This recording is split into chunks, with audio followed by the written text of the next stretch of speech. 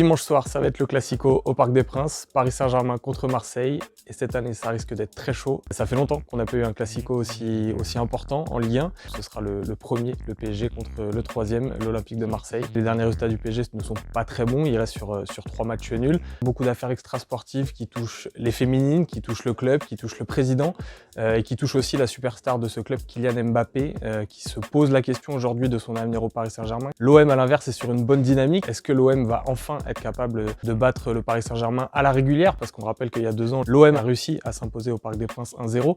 Ça faisait extrêmement longtemps que ça n'était pas arrivé. Mais c'était dans des conditions un peu bizarres. On sortait à l'heure du Covid. Et une victoire de Marseille, cette fois au Parc des Princes, aurait beaucoup plus de force et beaucoup plus de valeur que celle d'il y a 2 ans. Léo s'est entraîné ce matin, normalement avec le groupe. À l'instant où je vous parle, oui, Léo est opérationnel. Ça fait aussi très longtemps qu'il n'y a pas eu une aussi grosse ambiance attendue au Parc des Princes. Alors les supporters marseillais ne sont toujours pas là car ils sont interdits de stade. L'année dernière, on le rappelle, les supporters du PSG, les ultras étaient en grève. Cette fois, ce ne sera pas le cas. Tout le monde sera derrière cette équipe. Donc attention aux Parisiens car le Classico est plus chaud que jamais cette année. Marseille n'est qu'à 3 points au classement et si jamais l'OM venait à l'emporter au Parc des Princes, ils égaliseraient le PSG au classement. Ils ne seraient que deuxième à la différence de but, mais ça pourrait complètement relancer le championnat.